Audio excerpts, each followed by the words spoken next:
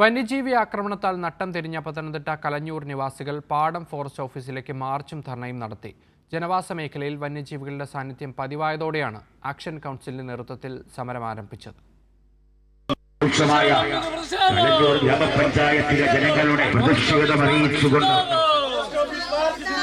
കലഞ്ഞൂർ പഞ്ചായത്തിലെ വിവിധ പ്രദേശങ്ങളിൽ വന്യജീവി ശല്യം രൂക്ഷമാണ്. ജനിച്ച മണ്ണിൽ ജീവിക്കാനുള്ള സമരത്തിലാണ് കലഞ്ഞൂരുകാർ. ആക്ഷൻ കൗൺസിലിന്റെ നേതൃത്വത്തിൽ നടന്ന ഫോറസ്റ്റ് ഓഫീസ് മാർച്ച് CPIM സംസ്ഥാന കമ്മിറ്റി അംഗം KP ഉദയഭാനു ഉദ്ഘാടനം ചെയ്തു.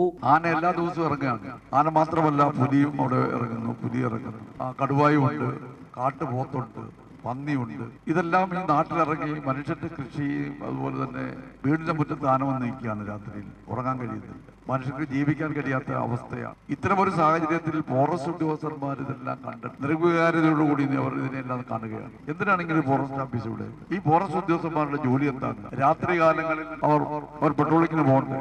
ഒരാൾ പോലും ഈ പെട്രോളിങ്ങിന് ഈ മേഖലകളിലൊന്നും പോകുന്നില്ല.